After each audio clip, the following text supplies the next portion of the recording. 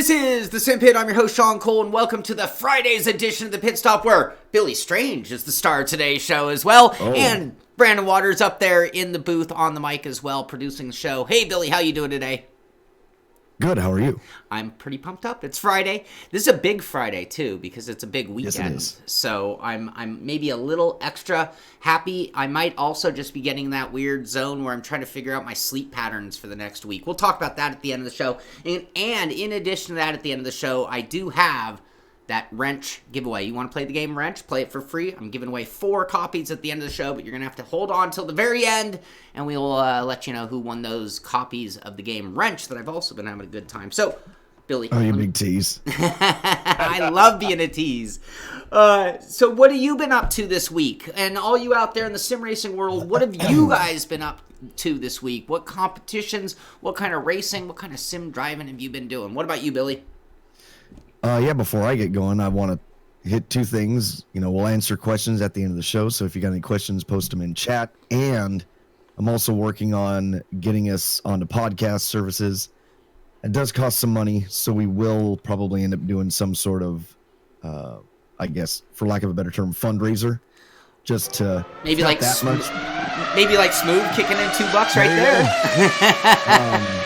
It's not a ton of money, but it does, because of the length and the amount that we're going to be doing.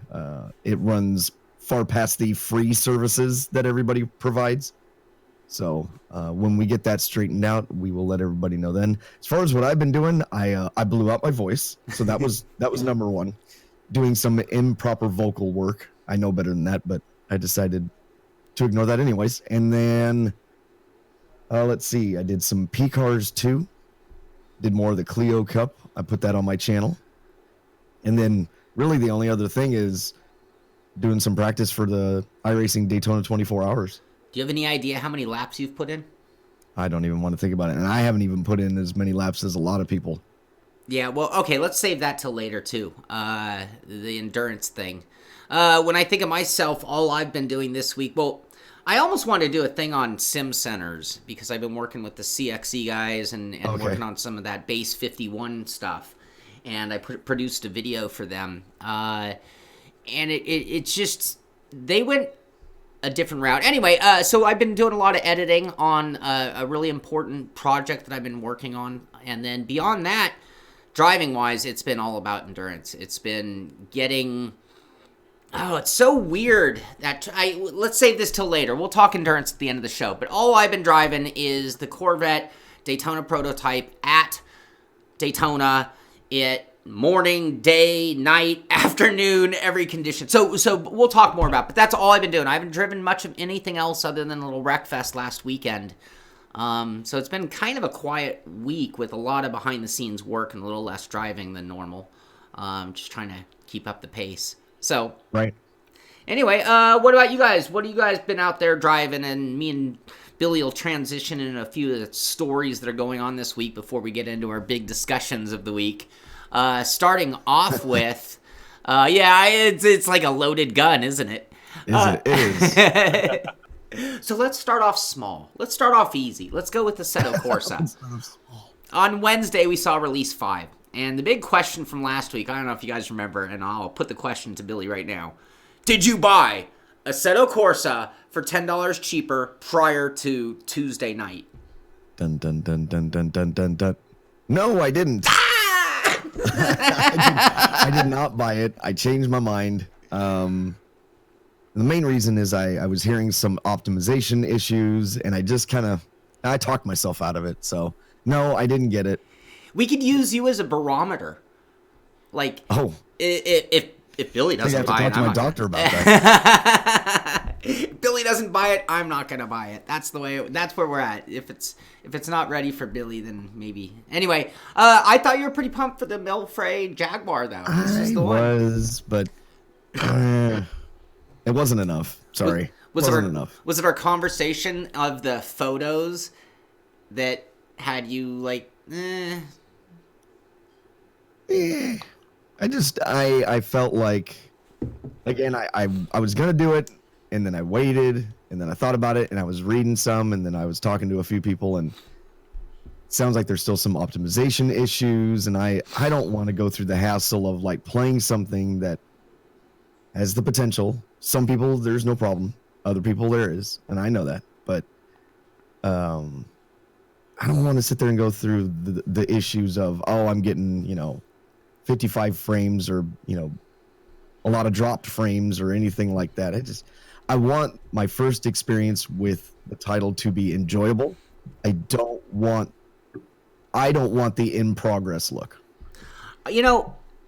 That's one thing that I've always questioned about this rollout. I mean, I know, like, there's so many different philosophies when it comes to selling game titles, and you don't see it quite as bad. You see pre-order shenanigans with hardware, but on software, Right.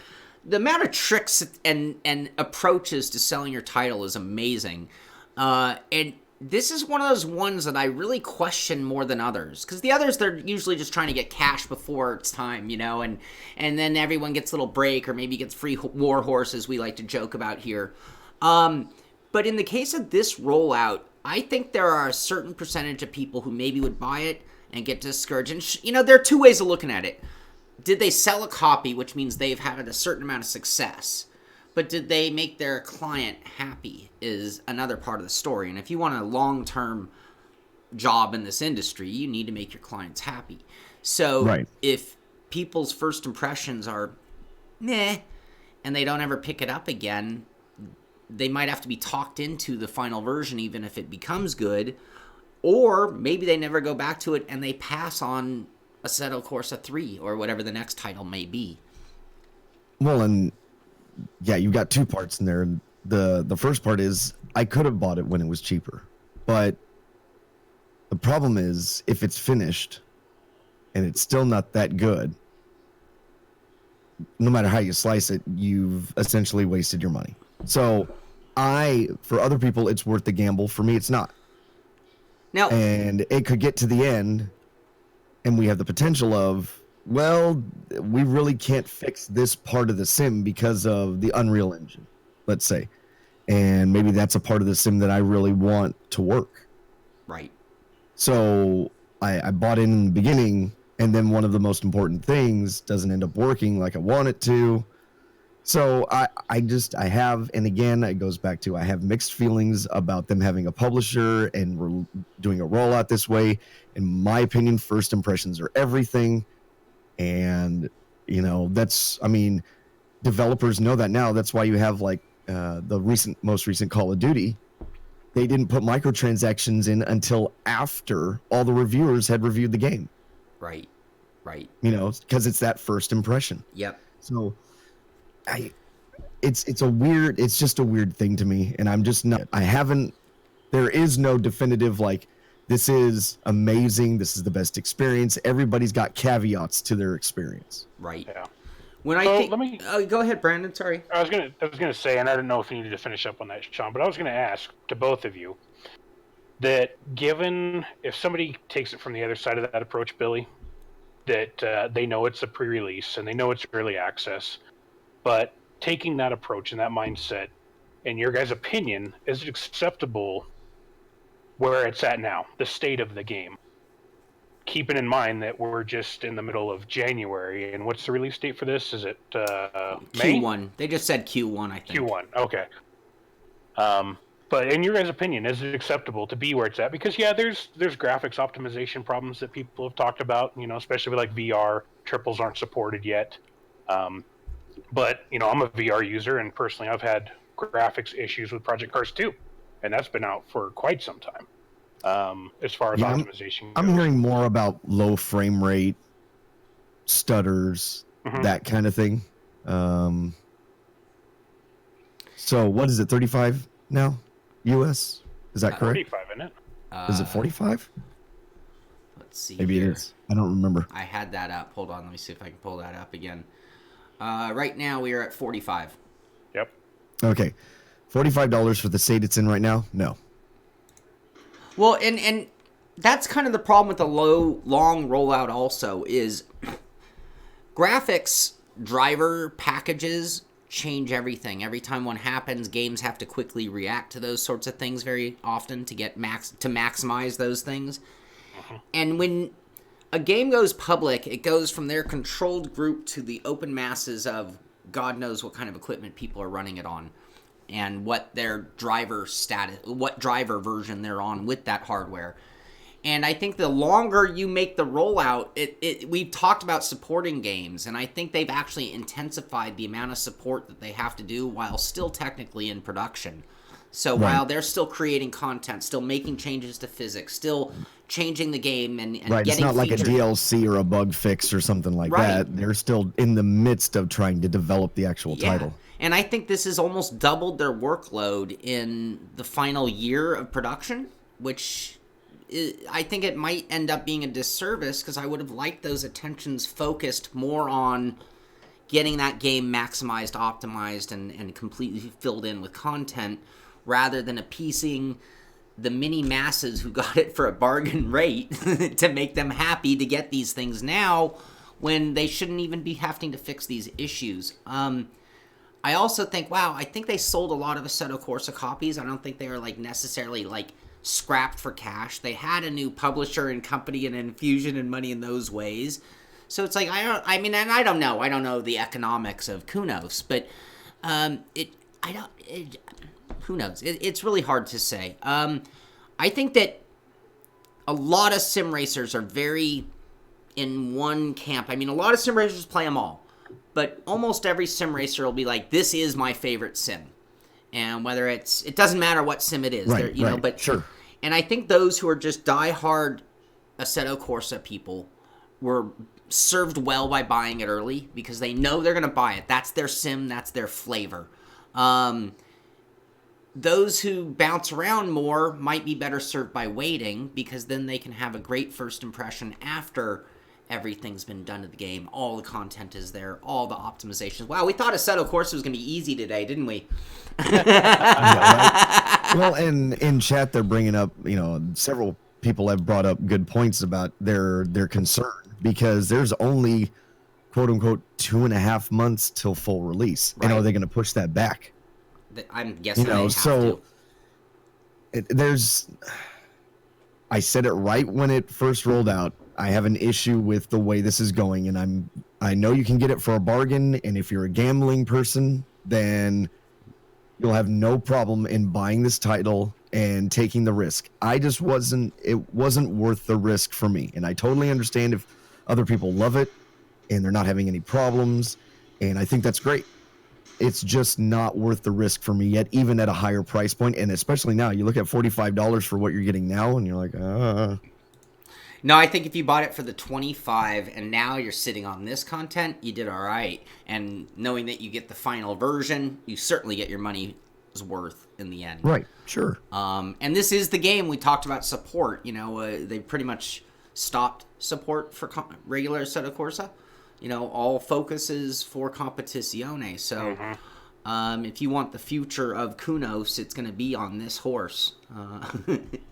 Yeah, well, at this point, what's $15, right? Just wait till it's done, and then if it's good, buy it and spend the $15 more. And I think that's kind of where I'm at. I think for a lot of people, we're talking about it's not a huge amount of money. I mean, let's face it.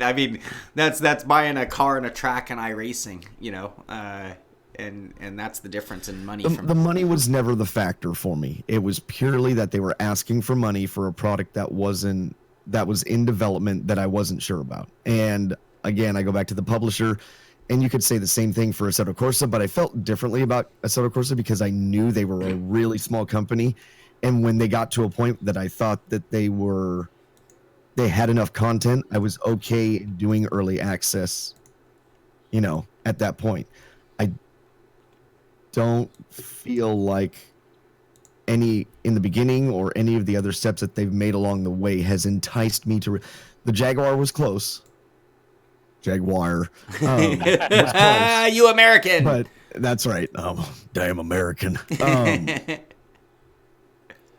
Jaguar was close, but I'm just gonna wait. You know what? And if they make a good game, I'll give them the full support of my money. I have absolutely no issue doing that. Well, at least in my opinion, Kunos is at least excusable just because it's a sim racing title and they are a smaller developer. When you paint it up against another known example like Bungie / Activision with Destiny, the original one, and that wasn't done till almost Destiny 2 was coming out, and that's, as an offset, is pretty dramatic. So What I'm still excited about, and I'll bring this up as we kind of dwelled on the negative side of Competizione, is I really, really, really suspect that this is a platform for DLC racing series packs. And if that happens, I'm going to just applaud them on the coolest platform ever.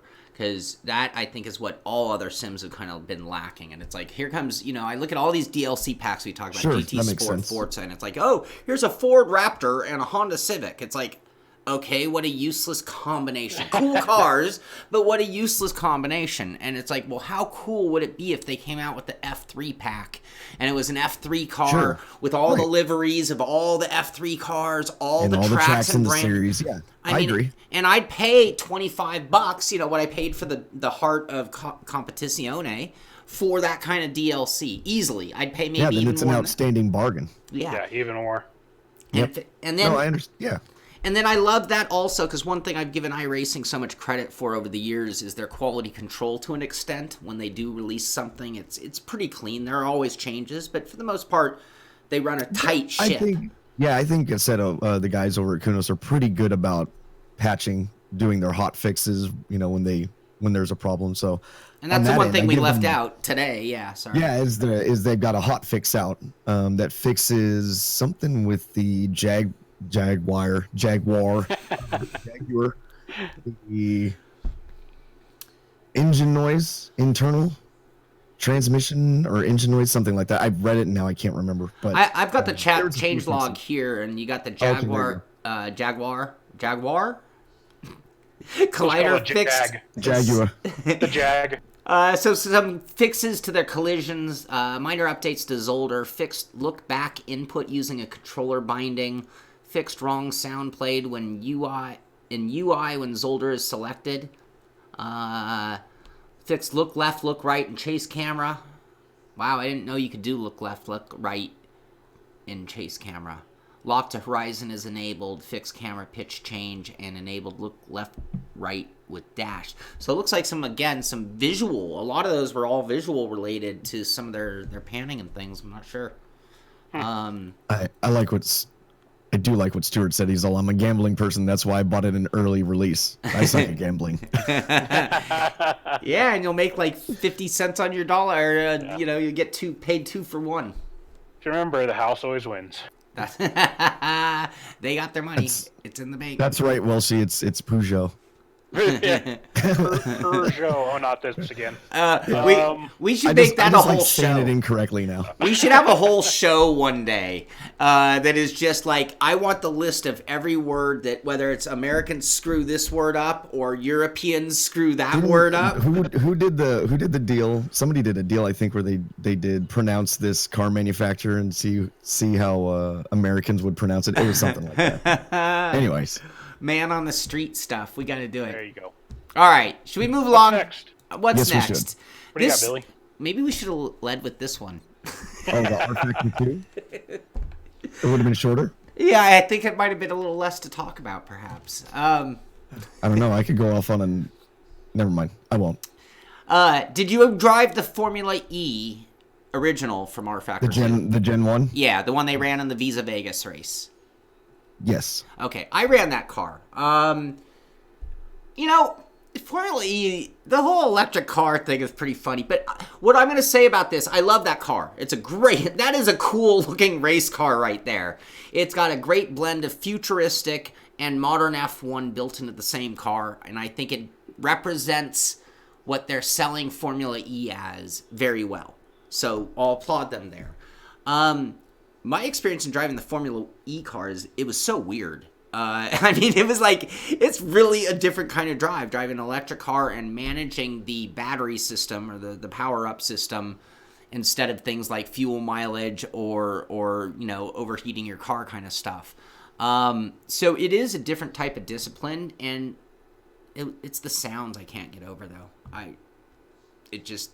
Now you, Billy, have slot car racing experience. So do these sounds annoy you, or you're like, oh, that's a cool sound, I know that sound? The sound doesn't really bother me. Like I've run the big motor electric carts too, and like the sound doesn't. Pardon.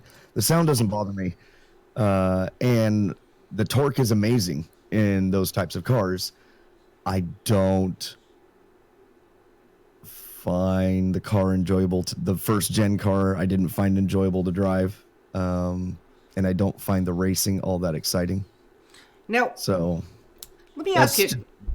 Oh, go ahead. Finish that thought. I'm going to take no, this I a was just totally saying different that's direction. yeah, that's just me. I'm just not I'm not a fan yet of the. I don't mind the car, but driving it in a sim was not exciting, and then running it or watching a race. You know, they put them on small circuits because they really can't get up to a high speed. So they keep them on, and they've got to worry about battery life and that kind of stuff, which is fine. It's kind of like, fuel consumption. And they've changed things along the way to make it better. It's not there for me yet.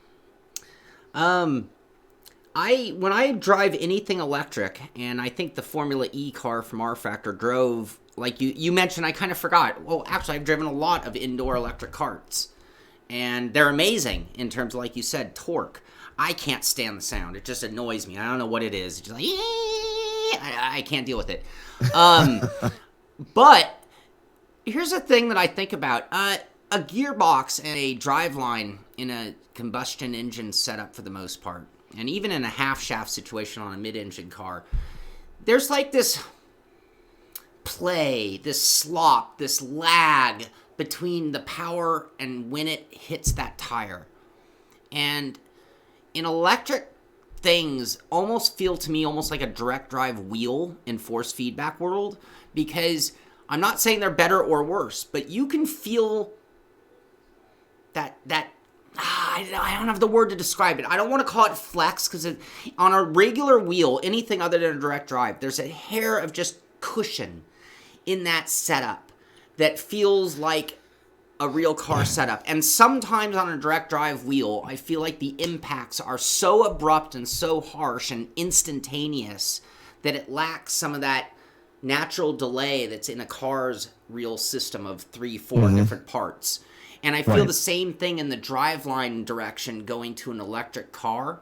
Now, not all of them are motor on the wheel like a Tesla car, but some of them, like, they have gearboxes in the modern ones. But you still are, the way they drive to me feels like that same kind. There's like just no lag at all. It's like the minute you make a change, it's on it, and it's a totally different driving experience. So I'm looking forward to this car. I mean, it to me is a different discipline of racing. You know, we could be talking rally car or something.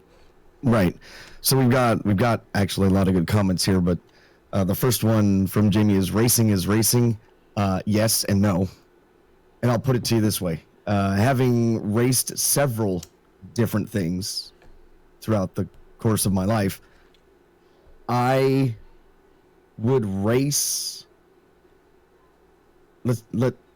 I guess coming from a dirt track background, we'll do that. I would race a hobby stock or a street stock. I would not buy one. You know, I race sprint cars and this kind of stuff. If somebody wants to put me in that car, sure, I'll run it. That's a great point.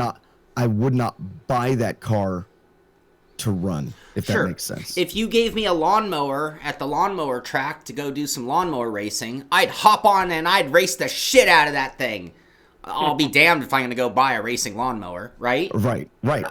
I think that's a great point. That's a great point, because that's kind of how I feel about, like, electric karting. If we all wanted to go to MB2 right now and do some electric karting, I'm down. I'm in. Is that my first choice of what I want to drive or race today or tomorrow? No, it isn't. But I'm down. I'll do it. Yeah, I'll do it. Because I love the competition part, but if I'm going to get to choose what I want to do, then that's going to be something different. Yeah. So. Yeah. Well, it's like John Hill said in chat that I think the problem with Formula E is that some of the gimmicks they're trying to implement, the boost stuff, which is kind of like an exaggerated push to pass, or certain sectors. And I think it comes across poorly with its implementation. I agree, and I can't at the same time. I can't wait to watch it happen. I cannot wait, and I in a sick weird way. In the description I read you're gonna have to get off the driving line to hit the power up zone. So I'm like, well, if I'm gonna design it the way they described it, that means I've compromised my entry into the next corner, right? I hope that's what that means.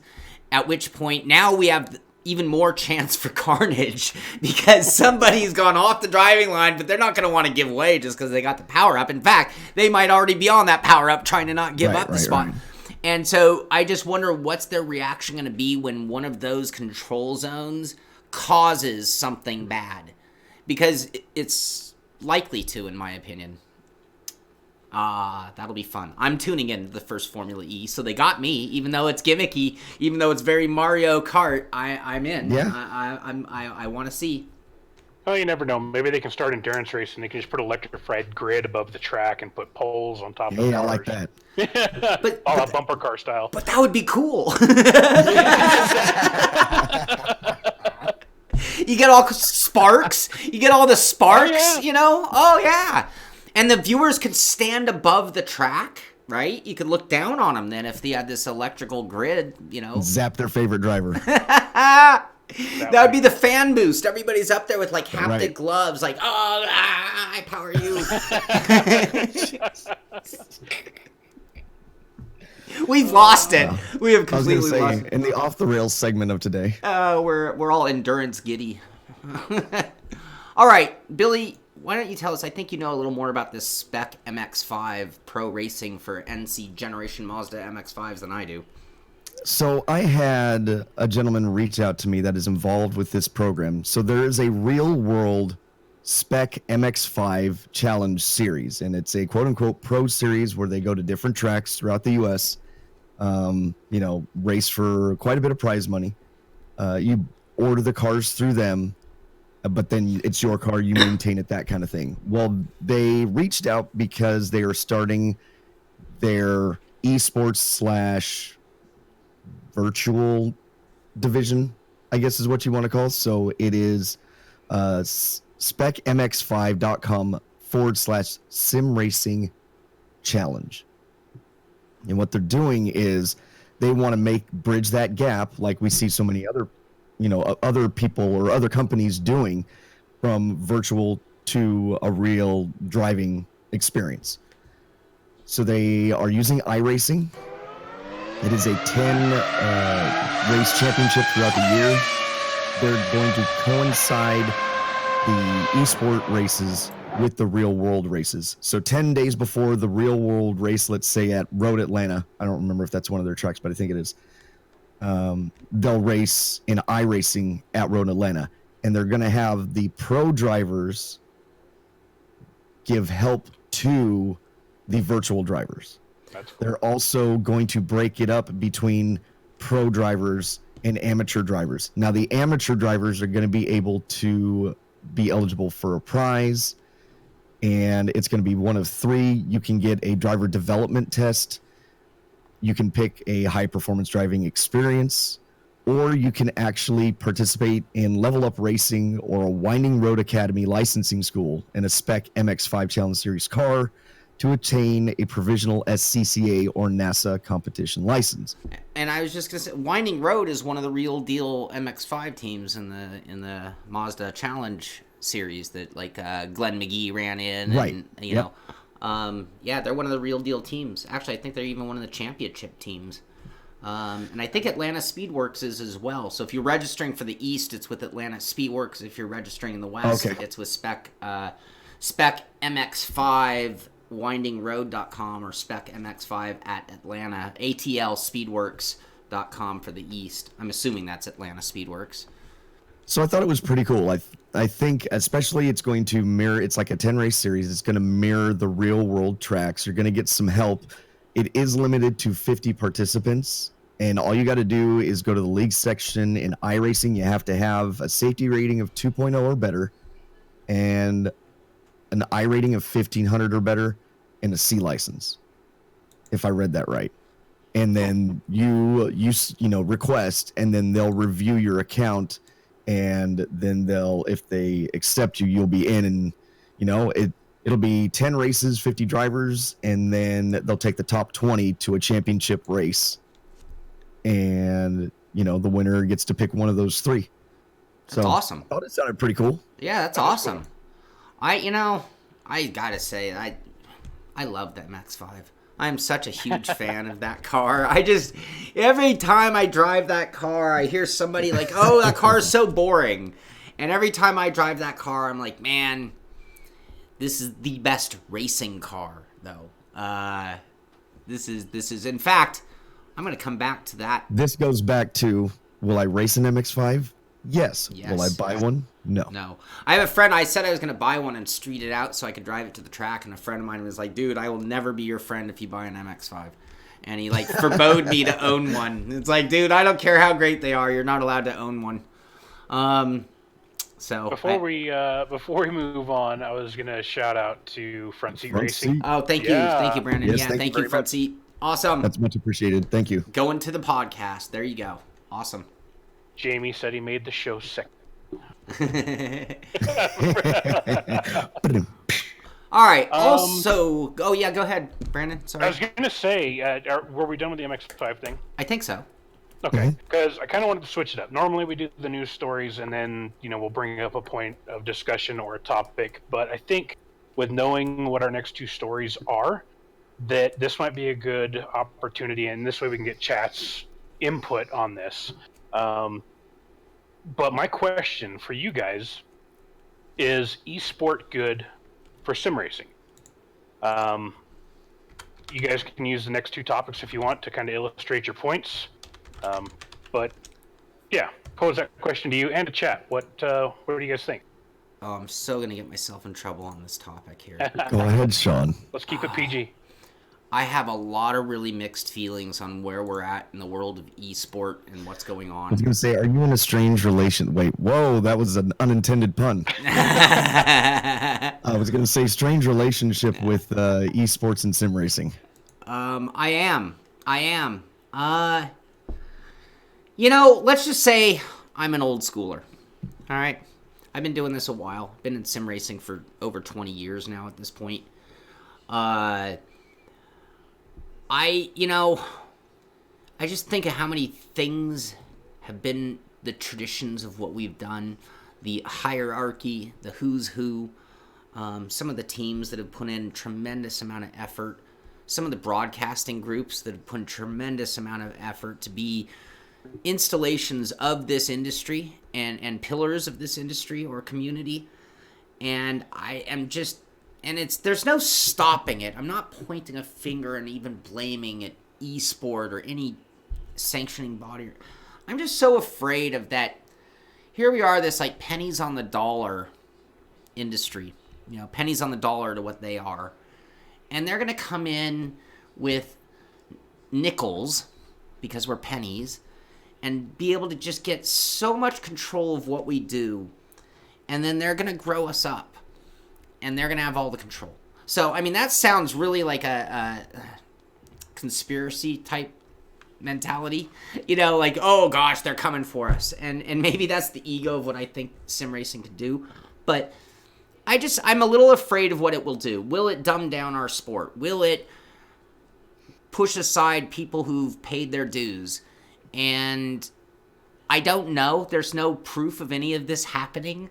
So these are just my fears as it's happening so quickly. That in a nutshell. I could go on for days on this topic into individual events, individual bodies, and all of that. But in a nutshell, so that Billy can speak too. That's kind of where I'm at with it.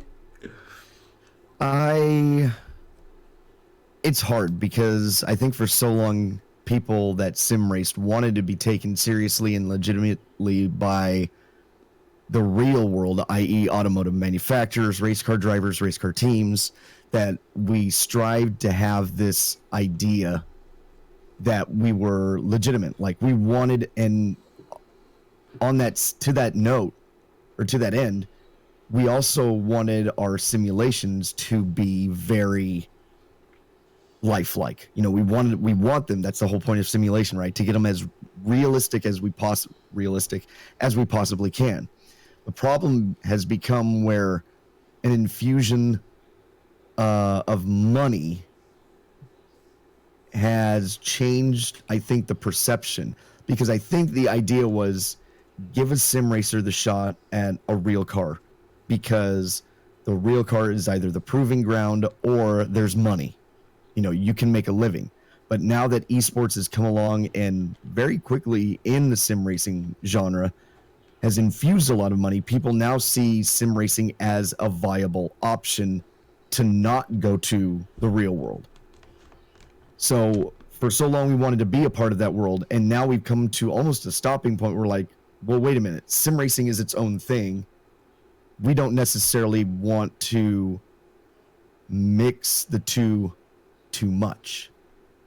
So we have to make a decision with the money that's coming in, what direction we're going. I've always kind of treated sim racing as its own thing based upon a real world thing.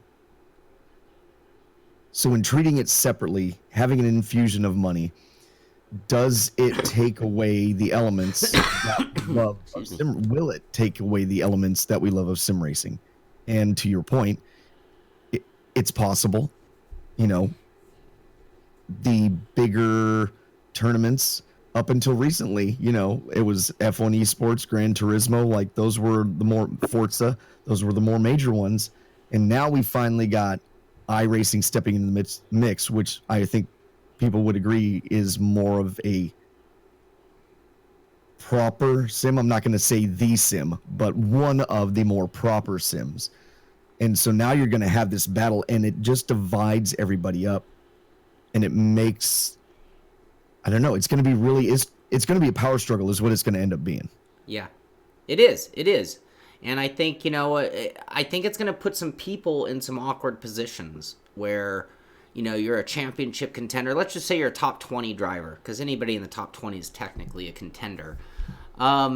You know, you've been working with a group of guys, and, you know, in some of these cases in sim racing, a team in sim racing was nothing more than like 5 or 6 guys who many years ago chose to be a team, came up with a name, made a logo, and they've been paying their dues as that team. And, you know, their top guys are going to get poached to an extent by these teams. And right now we're in that gray area. Look at the F1 2018 series, and it's like, well, was that driver a Williams driver, or was he his former team? And in some cases, you had both.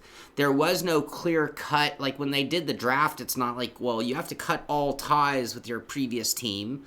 Some of the teams were more legitimate than other teams. And I guess we're kind of describing real life racing. I mean, little known story. I worked at Russell Racing. I was a mechanic. The guy I worked with was a driver, and he got an IndyCar shot with Sandy Dells Racing out of San Diego. And he said, I want you to quit Russell Racing. You're going to be my left front tire changer. And I'm like, I'm in. I quit Russell Racing.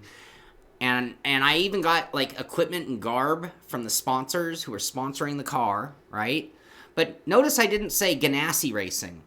I said Sandy Dells Racing. And I'm not going to name the sponsor because it never happened. But it never happened. Months later, right. I'm calling Sandy Dells Racing out of San Diego, which was the other perk of the job. And I'm like, hey, where's my job? And he's like, hey, it's still coming along. And he confirmed that it was all happening. It wasn't BS. It never happened. And so my point or my parallel to this is that, well, not all teams are equal in real life racing either. And in the sim racing world, some of the teams were like very serious about what they were going to do with their esport teams. And some of them were like, well, F1's kind of making us do it. And I think that, at least in the case of this NASCAR for the peak antifreeze, which we didn't officially say what got us on this topic, but in addition to the $100,000 for the 10th season of the iRacing Championship, it hasn't been 10 years of the peak antifreeze, some real-life teams are now associated with the series. So that's kind of what led into this. So you've got JR Motorsports, and I go, Now that's the one that, in my opinion, the oval world has paid their dues. That's TJ Majors wouldn't be a known name if it weren't for sim racing and JR Motorsports. I'll put it that way. Joe Gibbs Racing, Wood Brothers Racing, Clint Boyer Racing, Williams ESport, Richmond Raceway ESport. That's the new form team that was put together before all of this, actually, for NASCAR purpose. G2 ESports, that's Logitech. Flipside 3 Tactics, I don't know. I'm assuming that's a generic esport team that does a variety of different types of stuff. Team Renegades, I'm expecting is like Team Tactics. They're not specific to sim racing, I think. Anyway, so this was the infusion of names, and to me, it's still a little unclear how this is going to affect a guy like Ray Alfala or a team like Slangle Motorsports.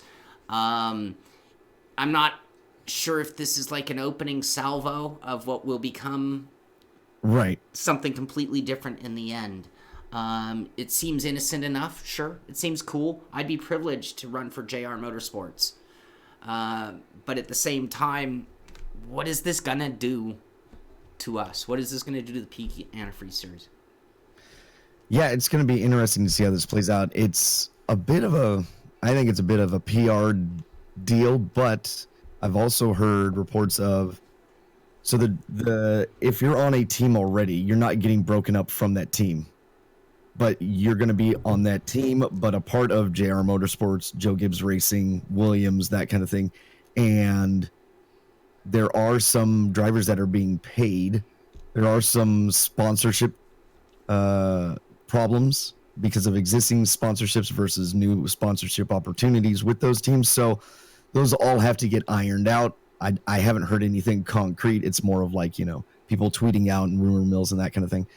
So it's going to be interesting. It's going to be interesting to see how the series adapts, because with the influx of money, like you said, it could be, your foot in the door to see if you're going to get an ROI on this if it's going to make you any money as a team owner. Yeah. And if it doesn't give you any money, then maybe you back out next year. Yep. But if it does make you money, if there's some sort of financial benefit to it, you can be sure that the presence will be much more in 2020. Like, the presence will be much more. They will be steering that ship, if you will. Yep. Now, we've focused 100% on the effect on sim racers and drivers in the case of competition side of things. The other thing that I wonder about, getting back to Brandon's question, the effect of esport on sim racing, I've yet to see a single case where esport has pushed sim racing to be better. So by that, I mean, and I'm not trying to beat up any sims, I'm just calling it how I see it, right? I'm looking at F1 2018. So Formula One comes in big, takes over the whole place. And at no point did they turn to code, publicly at least. I have not seen any demands from Formula One to make F1 2018 any better, different, more in the view of what they'd like to see. It's done nothing to push that game to be a better competition model or any of those things that I can see. And then I think back, there was an article about F1 developed their own sim in order to test grid starts so they could run scenarios. And it's like, well, why didn't they push Codemasters to build their game good enough for them to use as their testing sim? I'm just saying. I mean, maybe it was easier I'm sure it was easier to build their own sim. But I haven't seen esport influence our sims in a positive direction. None of them seem to be saying, hey, but can you do this because it would make the cars more real? Could you do this because it would make the tires more real? Could you do this because it would make the events more real? And maybe these are the behind-the-scenes conversations that they do have and they just don't tell us about. But, the end result is I haven't seen a positive effect in that direction, making our sims. And I hate to say, but I question, and we're going to talk about McLaren, well, in the esport world prior to sim racing, we were playing games that were not super duper realistic. Let's just face it. Sim is sim because we simulate. No one's accused any first-person shooter of being a simulation. So esport has always been very gamey, and now we're also seeing the gaming side of motorsport racing, online Real Racing 3. I'm just gonna say it. Real Racing 3 as a entry point, as a competition model that's now being put on the same plateau as things that we hold sacred. So that's kind of what I mean. It's like, well, if that's okay, well, then isn't that almost the dumbing down of the competitive side of motorsport racing? Now we can get an argument about what sim is better or what makes it a proper thing, but that's kind of where I'm thinking. Front seat, is that from you again? Wow, my coffee's almost empty. Does that give me permission to get up and go fill my coffee mid-show? I don't think so. Real quick, Zapatine asks, do you think esports growth will diminish real motorsports as a viable industry? That's a great question. Will esports get so big that it's going to push out motorsport completely? There's no danger in this. Well, maybe if you're using a direct drive wheel, but beyond that, the danger is lower, development costs is different, that kind of thing. I think we could steal from them. We have a unique thing they don't, which is that we actually are 24/7, 365 days of the year. We can be making fans anytime, any place, whereas traditional racing starts up in January, February, March, depending, ends in, August or whatever. We go beyond that, and we are on a growth curve, and they are all on a decline curve. So, yes, it's theoretically possible that someday, somehow, we could... who was it? I actually interviewed Ryan Newman. I never aired it, but I did interview Ryan Newman, who had started an eSport team as well. Funny enough, I don't see it here on this list of names. There's some... and Ryan Newman, of all people, who's never been a big fan of sim racing either, by the way, he said that sim racing could be the future of racing, period. Because, let's face it, gas-burning engines are eventually going to be a thing of the past. And will racing be the same when we go full electric? I mean, they're going to lose a lot of fans when cars don't make noise and don't smell. But it's the same thing. They'll gain fans, too. And it's the same thing we actually fought in RC racing when I used to do the pro stuff with that, is... The idea was, how do we make it more exciting? How do we make it more this and that?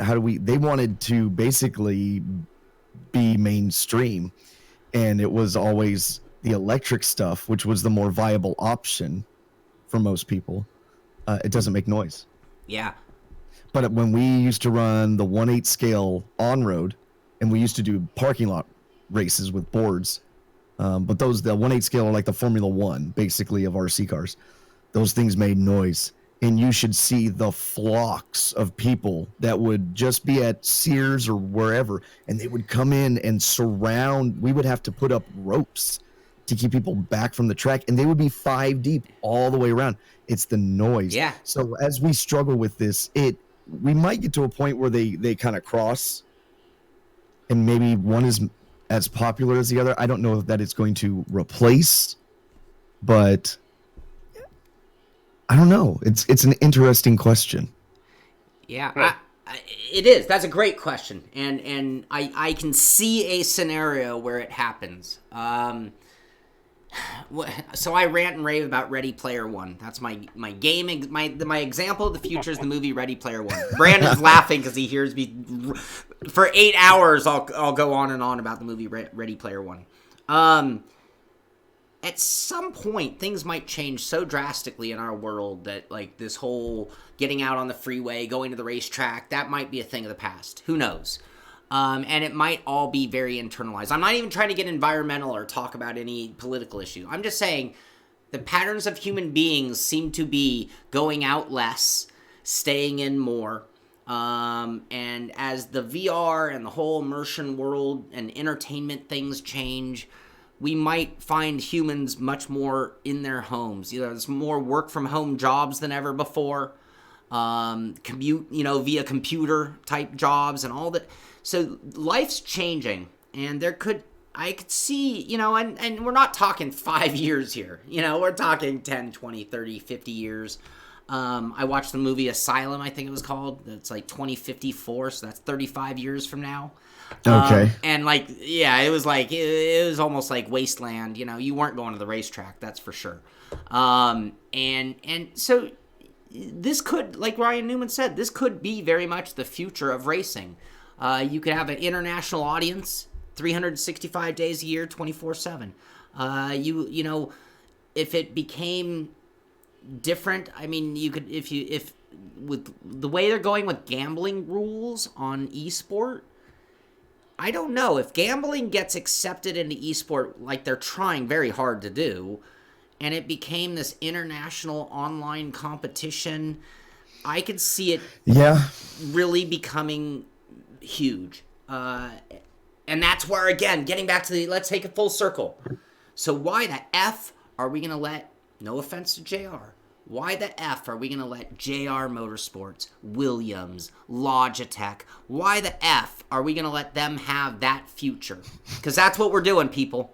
Money. Why the F? Money. Yeah, it's money driven. Well, and to segue into the part 2 of this conversation, McLaren held their ESports, the Shadow finals, and I watched it all. I was going to. Oh my goodness. I was going to, and then I talked to Billy. Yeah, 5 hours of my life I'll never get back. So what I'd like to do is since Shaun didn't watch it, and for the people that didn't watch it, I'm actually gonna see if I can briefly break down day 1 and day 2, what they did, what the results were, and then we can talk about the overall results and the impact of a competition like this, or what we'd like to see different. So starting with day 1, they have 7 drivers, right? They start with 7 drivers, and the goal after day 1 is to get down to 3. So the first race was an iRacing with the Dallara IR18 at the Indianapolis Oval. It was supposed to be 10 laps. They had a major technical issue, had to restart, and it took them forever. And then they changed it to a 20-minute race. I'm not sure why. So in the first, they take off, and in the first turn, Henrik, he touches the grass in turn 1 and wrecks, and then gets a disconnect later. Igor, who is the clear favorite, he's really all over the place, goes a lap down because he touched the wall about a quarter of the way through, and finished second to last. Marcus, the guy that had got out front, dominated the whole race and wasn't paying attention and pulled into the pits too early. So Nuno wins, Miguel second, and Marcus was third. Just because basically people were having to go in to repair damage, so Marcus still finished third, even though he had pulled into the pits too early. But he had enough of a lead once he realized and got back under. He was able to cross the line. Sure. So that was, and it was a boring race. Seven Indy cars on a track does not make excitement on an oval. So they weren't close enough. I don't know. Can I interrupt you real quick? Sure, go ahead. If you were going to organize such an event, and somebody else helping you, I come to you. You and I are putting on a big thing. We're North American Shadow here. And I'm like, hey, Billy, so we got 7 finalists. Let's do a mock Indy 500. I would tell you there's probably a better way of doing that. Because now, getting back to the car that we had never raced, this is what I said to Brandon, though. What were they thinking? You can't put... If you're going to do 7... If you only have 7 cars and you're determined to use the Indy 500, you have a qualifier. I mean, it's a perfectionism test. And now you actually have a worthy competition. It's not very exciting. Go run your 4 laps, and 28 laps later we declare a winner.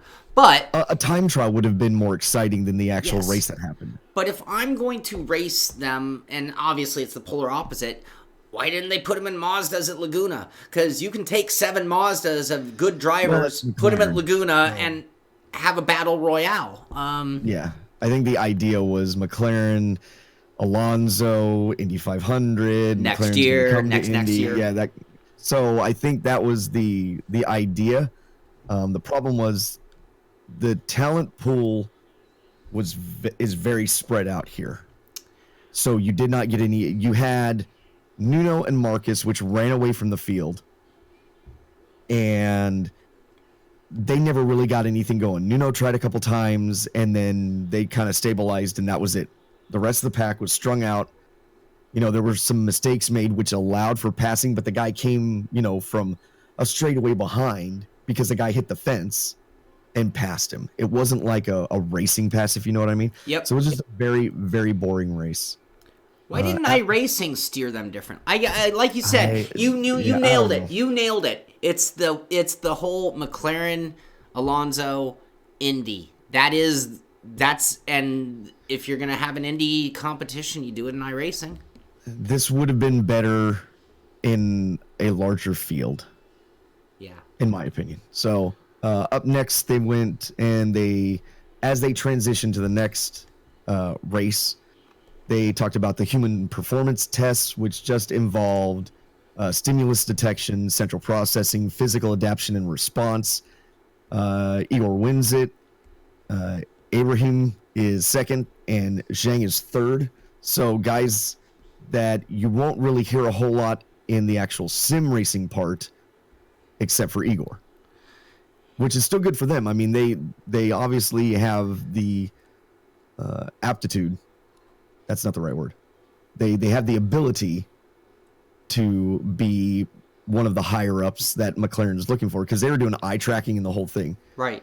Well, and they're looking for the complete interesting package. They're not looking for just a sim racer. It's like and they got scored. Yeah. They got points for winning all of these. And the one thing I forgot to mention is that they had heart rate monitors. That was the only interesting thing in most of these races, is they had heart monitors on them, so you could see when they would get nervous or whatever. I've been meaning to do that. I've been wanting to buy a heart rate monitor for cycling, and I thought, but it would be really cool to use it for sim racing and put it up on the live streams, Yeah.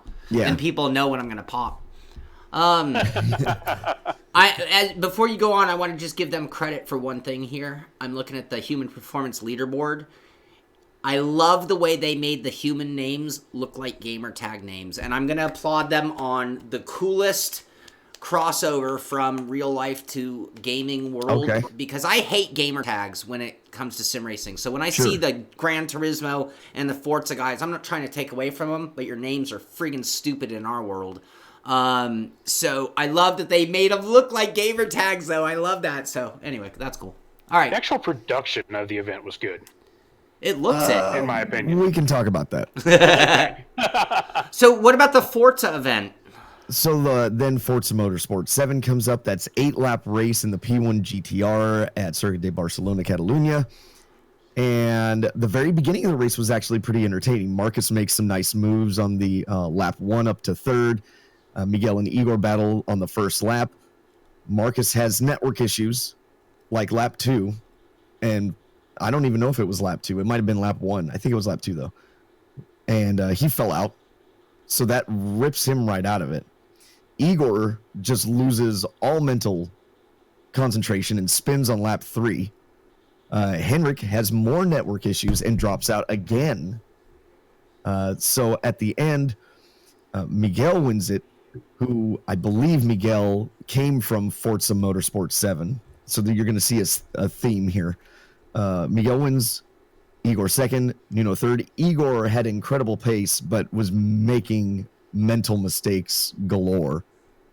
So at that moment, I noted Miguel and Nuno were the most impressive to me with their consistency, even though Nuno might not have had the same pace as some of the other fast guys, like basically between Miguel and Igor. Every time something exciting would be brewing, mental mistakes kept the race from being exciting, along with the network issues. So it was another, after lap 1, it was a fairly boring race again. Right. Just to get to chat, a lot of people can't stand that font. You know what? Looking at it where they put Spanish GP when you're using it as a normal text, I think it's not the best font in the world.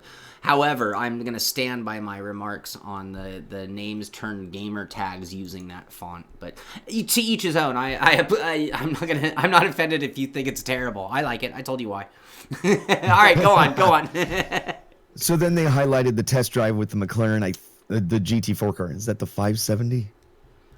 It's the GT4 car, but they did the Top Gear track, and so they not only tested for lap time, so they did another scoring system. They took into consideration lap time, but also throttle response, threshold braking, several factors of their driving. And again, Igor came out on top, Nuno was second, and Zhang was third. Okay, so at this point, what Igor has done is shown the physical part, because he won the physical competition. Igor has shown the real-life aptitude as far as getting in the car and doing the eye tracking and all that kind of stuff. Was that the stuff they did with that McLaren carbon fiber cockpit simulator-looking thing, where they had him wearing a helmet and it was indoors? No, this was an actual GT4 car. Oh, this is the real deal. Okay. Yeah, they went to the Top Gear track and actually took laps.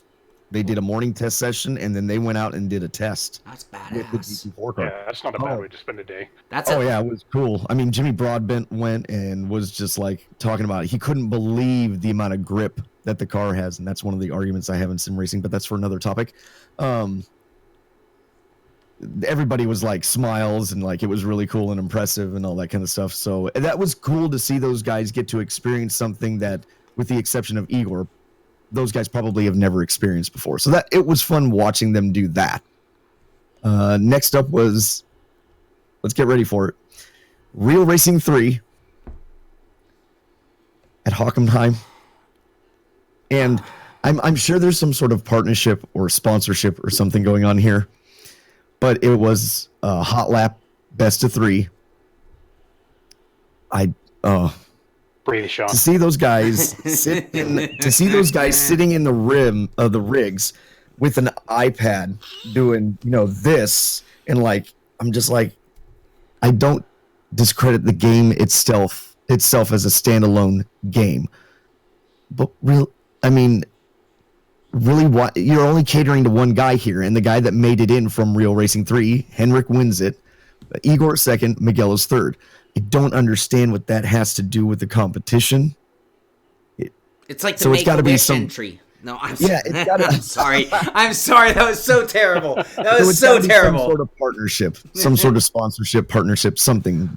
Basically with all these, but in this instance, I don't understand. They announced next competition they're going to use Angry Birds for the Oh boy, man! I watched it going, and I just kind of went, "Yay!" I just don't get it. This is the, when I'm afraid, when I'm fearful. It's just that these are the little moments, the little clues, the little things that I'm like, wow, ESport could turn into Mario Kart. It could turn into, Angry Birds. I mean, it's. When we talk about, can ESport displace real-life motorsport someday in the future? Sure, it could. And could it completely be ruined and turned into the lowest common denominator? I mean, could the ESport version of motorsport be holding your phone and a tablet and doing this, and that's how they're going to define the next world champion of the highest-paying motorsport? Right. And I know there's a large audience for that, obviously, because mobile is a fairly big platform, and I understand that. And if I was a competitor in this, which I'm, if they do something like this again, I might as well try. I would do every platform. I would not rule out Real Racing 3. I mean, I would do it, but I don't know that it should be something you qualify into a competition like this. It's so, let it be its own. Removed. Let it be its own. Have a Real Racing 3 championship or tournament. That's totally cool. I think it's, it's still using licensed cards and stuff, so it's great. Yeah. But I don't know that it belongs. My only problem is I don't know that it belongs here. That's all. Yeah. I will give them Forza. I have no, cool. That great. You know what? I've seen Forza guys convert to the highest levels of sim racing at the highest level. I don't see a transfer from real racing to other sims. So that's where my issue is, and why I'm just like, you just got to push that to the side and let it be its own. But at the same time, like you said, you might as well give it a shot. I talk about Heat 3, and it's like, well, someone cleared the slate, gave you a game year title, and put an ESport competition together. Anyone can do it. You know, chances are somebody who gets into that series wasn't even a sim racer before it began. Right. And I don't, you know, having the singular competitions like that, I don't have an issue with. If they're paying money, you know, as a sim racer, I would go. If I was looking to make that my career, I would do Heat 3. So I don't have an issue with that. It's just in this particular competition, I don't know that belongs. So anyway, Fraga the next took part, second in that one, by the way. So Fraga was second place in yes, the Forza, and Miguel was third. Okay. So we're So starting in to the McLaren see how simulator, the competition's heating up, too. Right. You kind of see where people are stacking up. So, and I think by this point, Igor has now taken over the overall point standing, if I'm not mistaken. And then Nuno and Miguel, something like that.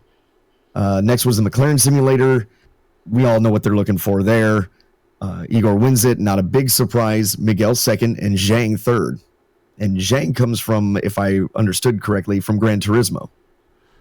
So that was cool. Jimmy just did a video on... yeah, they did. You didn't see him race. It was just, you know, an evaluation. He did a video on why is Project Cars 2 the most immersive VR game.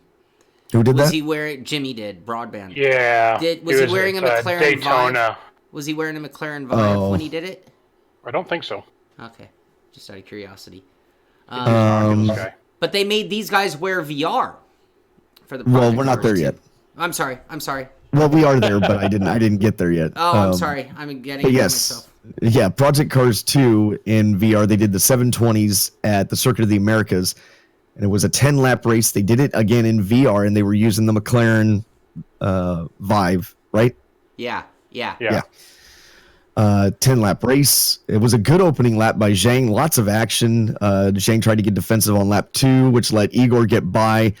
Miguel was making moves, man. He was rubbing fenders. This was the only entertaining race that they had. Was the best race, hands down, was the Project Cars 2 McLaren race. Period. Everybody looked much closer in competition-wise. Everybody, they had lots of passing. There was some, like on... what was it, lap 4, Ibrahim throws a dive bomb on Nuno, which was a little questionable. And then Nuno, I don't know if he got frustrated or didn't know where everybody else was at, but he moves over, hits Zhang, gets all sideways. Him and Zhang go backwards. And so it was pretty exciting. Marcus worked his way through the field and got third by lap 7. Lap 9, Nuno reels in Ibrahim for fourth because they're all getting points now. So every position you need. Right. You can't just ride around. So Nuno does a great job. He works himself all the way back up to Ibrahim and then gets too greedy and spins it, trying to get it. So, but I mean, he was trying. So at the end of the race, Igor wins it, Miguel second, and Marcus in third. And now you start to really see Igor kind of come into his own. Like he's really pulling far ahead in the point standings. He's looking pretty much like the winner, and he was the favorite. Right. He was the Brazilian F3 champion. I think that's what they said. And he's been racking up wins in the ESport he was GT, yeah. And obviously good in a variety of sims, and that's awesome. So, do you think that it was Project Cars became the equalizer, or do you think that they were in VR, or you just think it was luck of the draw that happened to be the one where everyone sort of it worked? I think out of all of these that they've done so far, that car track combination, and it could have been VR as well, was probably the most comfortable to run as far as pace for everybody. Does that make sense? So I think that combination just put everybody at a level playing field where somebody didn't have a clear advantage. Because, you drive Forza, they've got their own set of physics. And if you drive iRacing, especially the oval, it's got its own set of physics where this particular combination, I think, put everybody at a more level playing field. And it showed. Right. I think, like I said, I think the racing was actually pretty good in this. And then after that, you have the last race was R Factor 2 for day one, was R Factor 2, the 720S GT3 at Silverstone. They had issues with this. And I'm going to kind of talk about something in regards to something else here. That Igor gets pinged on the start by Miguel going to turn one and spins and gets T-boned, and there's a lot of carnage. It looks like a typical online race, actually. and all 7 were taken out. And then, so Nuno is gone. Like, Nuno gets clear and he is moving. They call it back. And I'm like, why did they call it back? Well, there were problems. And I'm like, but you didn't do that when somebody else had problems in the first race or when you had disconnects in the second race. Right. Like, I don't understand the reasoning. So they have another restart, and that doesn't go well. So then they do another restart. And once that happened, the race was uneventful. It was boring. Igor jumped the start. So another mental failure by Igor. So he has to pit, and he pits halfway through and speeds down pit road. Another failure, and he doesn't serve the penalty in time, and he gets DQ'd. Let's see. And Nuno, something happens to Nuno. He either pits or gets DQ'd. They don't really ever go into it. Poor lack of coverage, poor coverage there. So 4 drivers ended up getting DQ'd and scored no points, including Igor and Nuno. And Nuno was in third spot, so he was on the verge of not making it. Right. So Miguel wins it, Marcus second, Ibrahim third. And then when they get to the final for day one, Igor, Miguel, and Nuno are your top 3. Which again, Igor, not a surprise. Miguel was looking pretty good. Not a lot of mental mistakes. I like Nuno, but I don't know what happened in the R Factor 2 race, but I thought it was weird that they restarted the race twice. And the first one I could tell it seems to be because Igor got screwed on the start. Well, and especially when you're talking about the other one being internet connection issues, when that's something they are directly responsible for. That's more of an issue to restart than this is, in my opinion. Big time to me. Huge. And whenever you hear that, I hate to say it, but it kind of starts reeking of favoritism or just anything. It just brings it all into question. They never, of course they never said it was because of that. There was technical difficulties, and we don't know. There could have been technical difficulties, but what it looks like is appearances. Sure. Igor got screwed in turn 1, and they restarted. So it's down to 3 drivers. Again, that R Factor 2 race was boring. Now we're going to day 2, R Factor 2 with the 720 GT3 at Sebring, 12 laps. A fairly boring race. Nuno kind of hangs on to Igor for a while, and then Igor just walks away. And Miguel got frustrated and actually fell behind. So now we're talking about 3 men racing a 10-lap race on a real track. Yeah. Silverstone. What they did not deserve live coverage, in my opinion. It made for boring TV. Yeah. So, if they wanted to do the competition like that, fine. But having a 3-man race was like, I don't know. Like the production on day 1, just like it was better than the semifinals, which were atrocious. But I didn't feel at day 1 the production was very good. They were having lots of technical problems, people talking over each other. It wasn't very good. Day 2 was much better.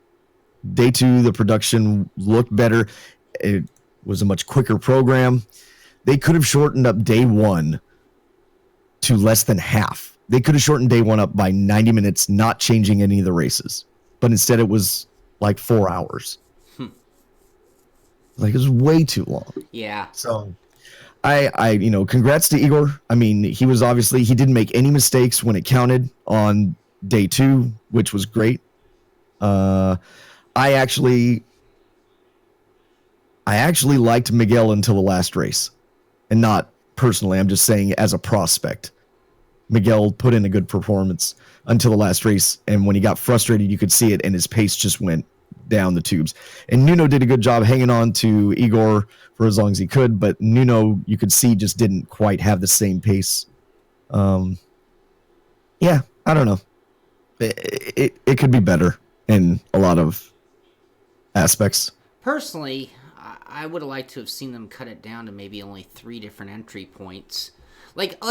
I'll be honest, in concept, what they put on is what I've kind of dreamed of forever. Like, we've had debates, in conversations on sim racing, like, well, what if you're trying to declare the ultimate sim racing champion? You got the champ from here, and you got the champ from here, and you got the champ from here.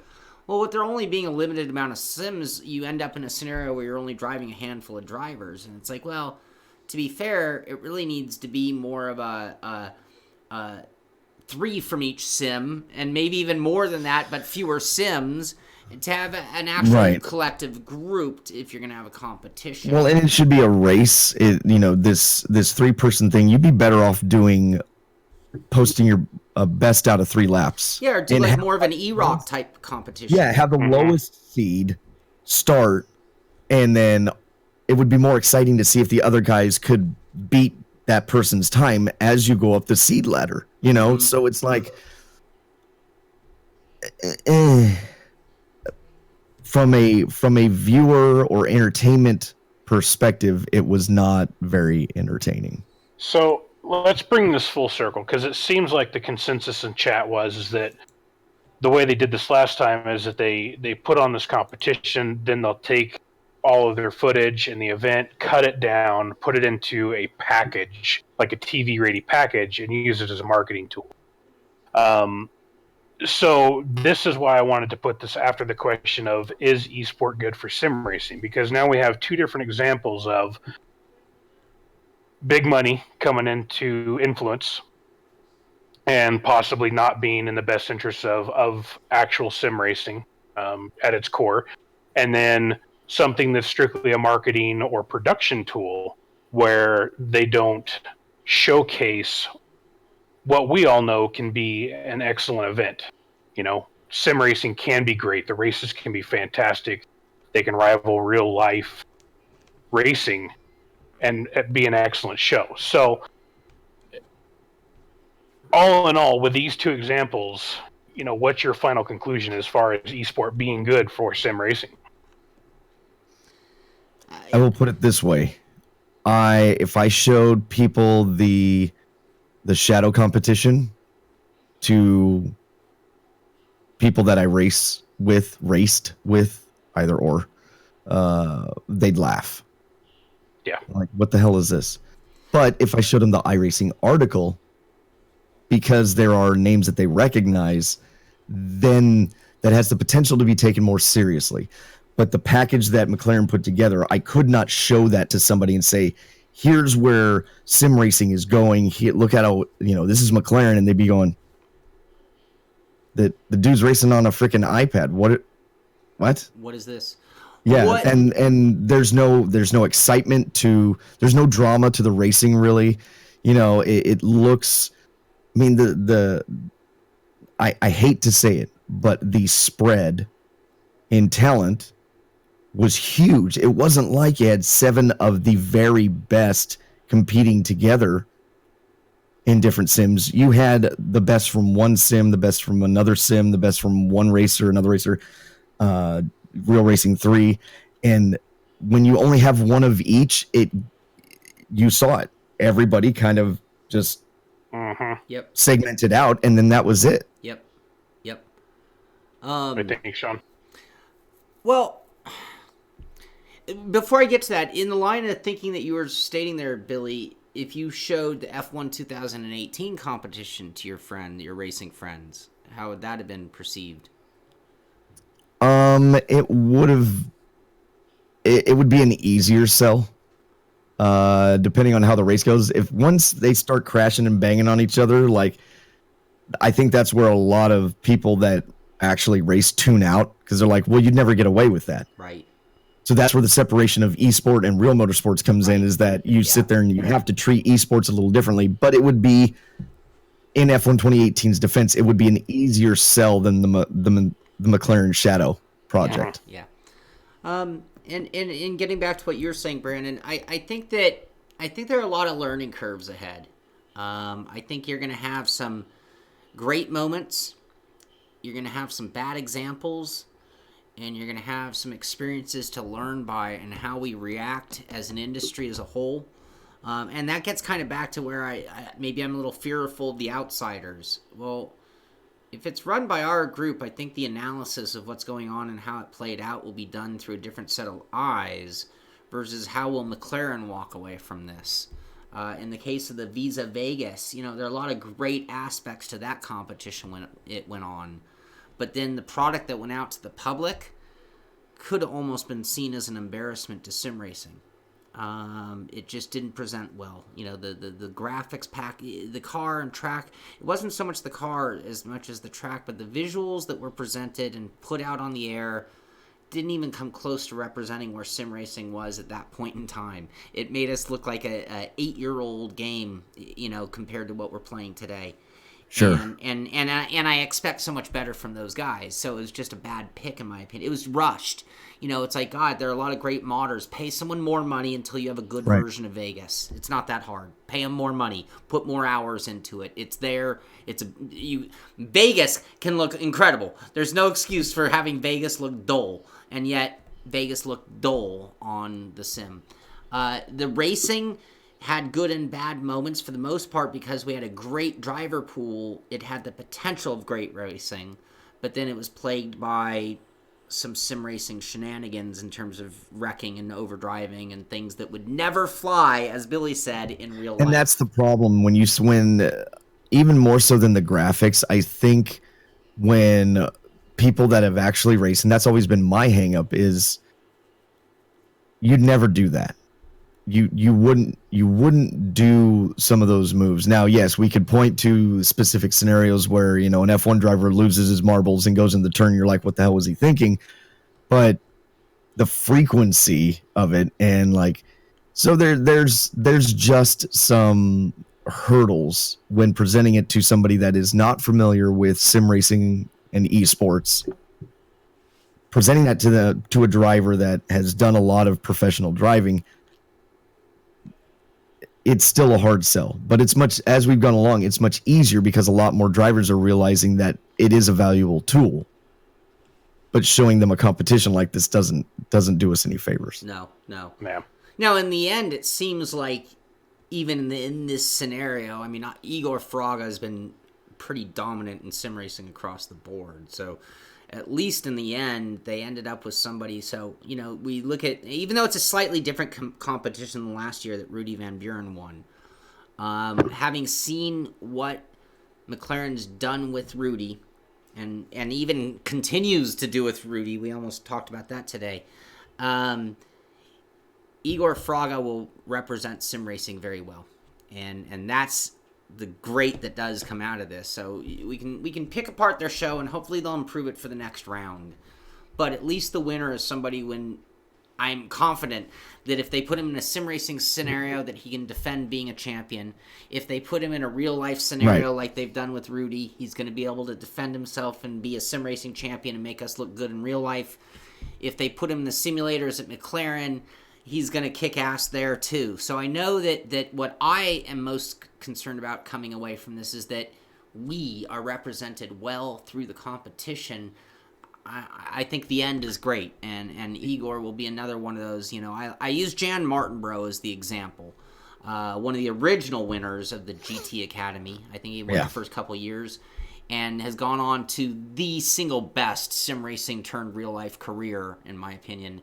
And but every single one of these winners, whether you're talking him or Glenn McGee or even Brian Heitkotter, and the list goes on of these guys who've been given, they've always made us look great. Funny enough, Right. The worst case scenario ever was, I hate to say it because he's like somebody who's been important to my life all very many years, but like Gregor Hutu when he got sick in the car. But it's like nobody ever said anything bad about his driving though. It was just sort of funny that the Nordic comes to Georgia in the summer and gets sick trying to drive a car. They left that part out of the story, but I mean, it's like it wasn't the best circumstance. But even in that case, you know, he drove the car well, and I guess that's what I'm really excited about is that every time this happens, the guy who wins, to arguably, but was deserving at the same time. Do you find it interesting? Before we close this out, I know we're running a little long here, but do you find it interesting that both McLaren winners were real world drivers?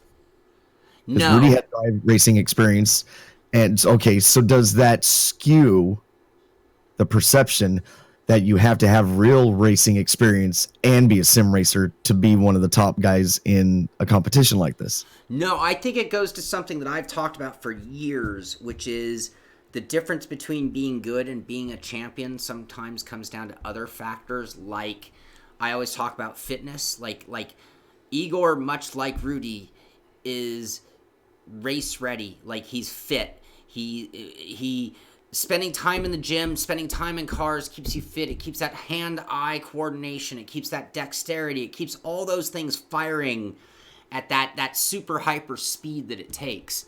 And I think that that's a big factor in why these guys are just so good at what they do. I mean, that's so not me. You know, I'm just a casual sim racer by their standards, and in that respect. And I think that when you look at part of the reason Igor Fraga won and part of the reason that Rudy won was the physical challenges. GT Academy was no different. If you came into GT Academy and you weren't fit by a racing team's standards, then they were going to try to make it so that you couldn't win. You need to be able to do the interview phase. You need to be able to be a public personality. This isn't, we can be a sim racer and be shy and timid at home. But if they're going to put you up on a platform and say, put McLaren's badge on it, well, you need to be camera ready. You need to be interview ready. You need to be sharp and smart enough to handle moments because who knows what will be thrown at you by the outside world now that you represent McLaren. And I think that that's something that maybe was a little underplayed in the competition is that those factors are a big part of it too. Sure. But it also seems that consistently the winners of these competitions are guys who take it seriously. Look at like Brendan Lay, year 1 versus year 2. Brendan saw what it was going to take to be what they wanted him to be to an extent. And I'm not giving them all the credit. Brendan deserves all the credit. But, he went into training. After winning the championship, he then, I think, got a look at what was going on, who he was dealing with, who his counterparts were going to be. And it meant get fit, get sharp, and be ready for this new world. Right. So yeah. Anyway, I don't know if I answered the question or if we just continue the conversation. Well, I think we talked about the good example of when the competitions are done right, be it GT Academy or where Glenn McGee came from, and those guys that have had success and transitions versus just the straight what appear to be marketing things. You can see the difference, and it's pretty evident.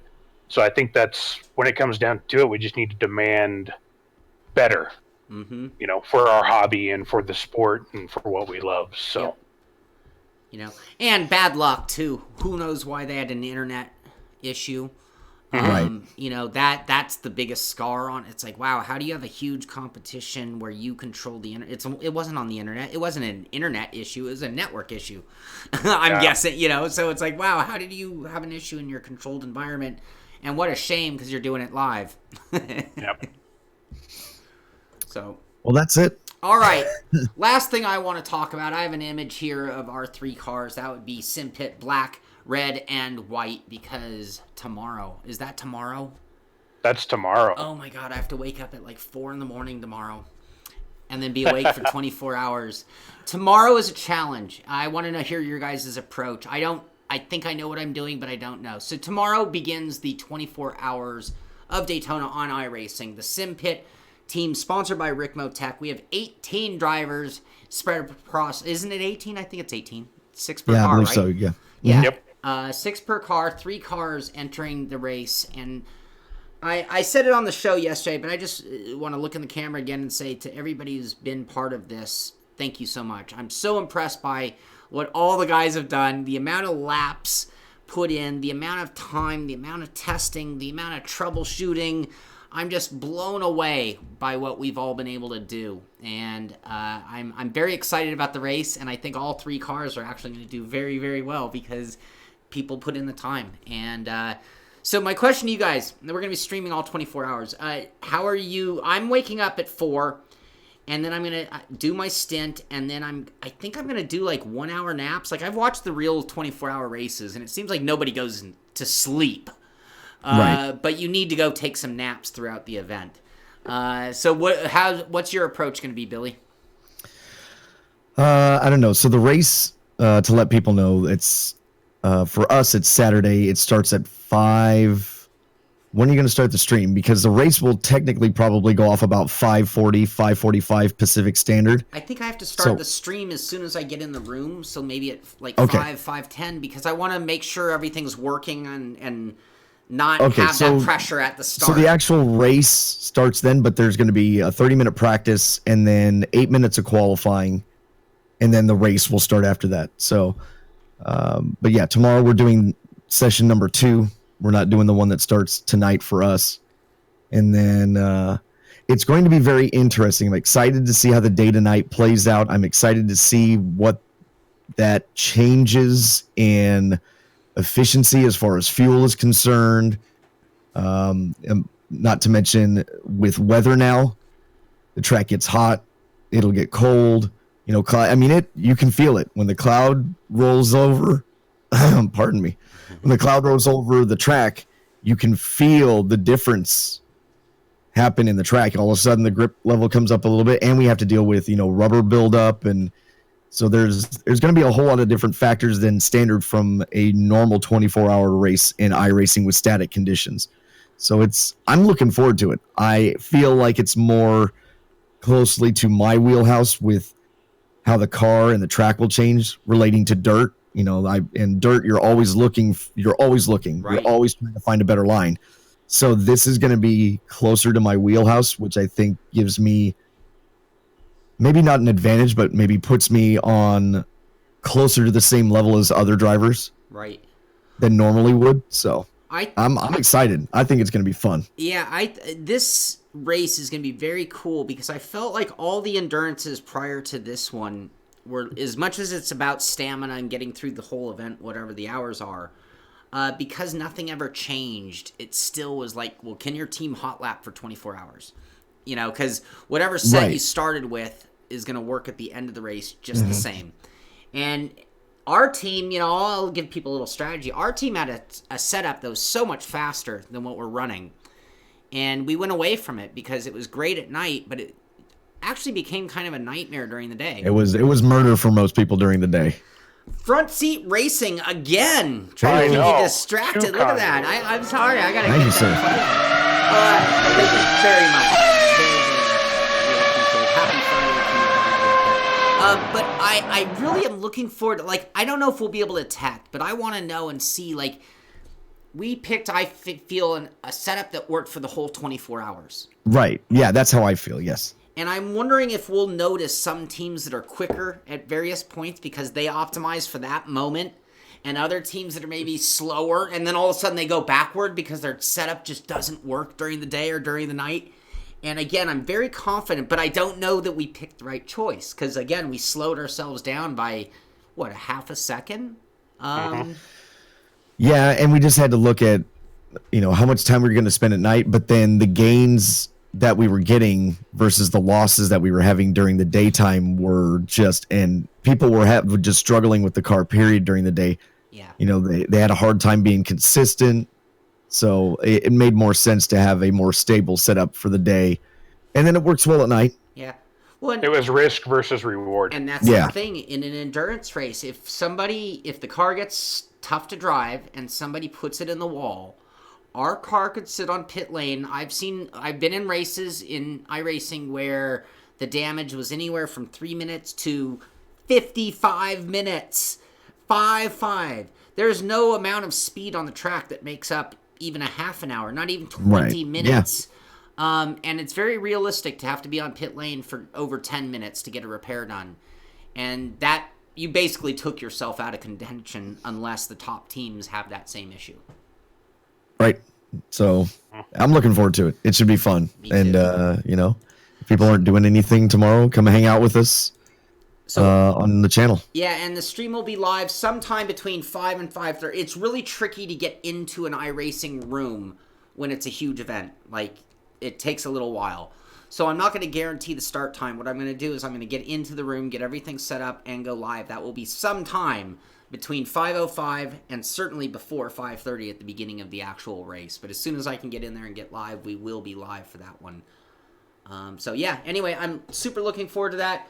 Other than that, I have some giveaways to do. Anything else on your guys' plate? I'm good. That's the end of the show for me. Everybody loves free stuff. Everyone loves free stuff. So I just want to thank Alec Moody at the Game Wrench. This is Missing Digit is the guys behind the Game Wrench. If you don't know Wrench, it's on Steam. Let's see, I had a graphic to pull up. Let's see if we can pull our graphic up real quick. So they were kind enough to give me a handful of copies to give away, and I promised everybody I'd give them away on Friday. Anybody who emailed me saying they wanted a wrench. This is a mechanic simulator, and since it's cars, and since it's certainly a simulator, it's absolutely a simulator, it is something that I tried out and have had a lot of fun with. If you ever have used a Chilton or a Haynes manual that shows you like the exploded view of the car that you're working on, this game is like an interactive version of that, and I've probably put 15 hours of game time into this one, just having fun. I love it. I exploded the whole car. It turns into a mechanical jigsaw puzzle with like 1,000 parts just blown up all over the room, and go find parts, figure out what they are, and start putting the thing back together again. Anyway, let's get down to giveaway. I said I'd give 3 copies to the general chat of people who emailed me, and I'd give 1 away to a patron member specifically. So our giveaway, and one of them actually who got it via email, it was just random. I put all the names into a randomizer. Well, actually, I put them on a spreadsheet, so I had numbers. Put that on a randomizer, and here are our winners, and I will be emailing them after the show. Ryan Allward, Leo Jar, and Brian Osterreich. So those are the 3 winners who emailed me, and they'll all get copies of Wrench, compliments of Missing Digit. Thank you, Alec Moody. And of our patron members, believe it or not, Stephen Dager, and I say believe it or not, I've known Stephen 20 years. He was lucky member number 5 in this case, and that got him the winning. And so Stephen Dager Jr. will get a free copy of Wrench as well. And if you want to check that out, you'll find it on Steam. And if you want to learn how to work on cars, if you don't know what a torque spec is, if you've ever twisted a bolt off on your head when you were doing some work on your car, you probably should play Wrench. So that's going to do it for me. Beyond that, I don't even know when I'm going to sleep. Brandon, what about you? What's your sleep pattern? You know, it's kind of funny. It feels like I've been working on this endurance team stuff with Amir, who's our endurance team captain, trying to pull the logistics together for what seems like months now. It feels like months. I don't think people realize the amount of work that goes on as far as the logistics. Yes, thanks, Amir. Yeah, thank you very much to everybody that helps. But so I'm actually kind of decompressing this week, and I've been kind of shifting my sleep schedule around after looking at how the schedule played out for people, the driver availability, and seeing where my stints are going to end up. So I'm kind of shifting that around to make sure that I can be ready.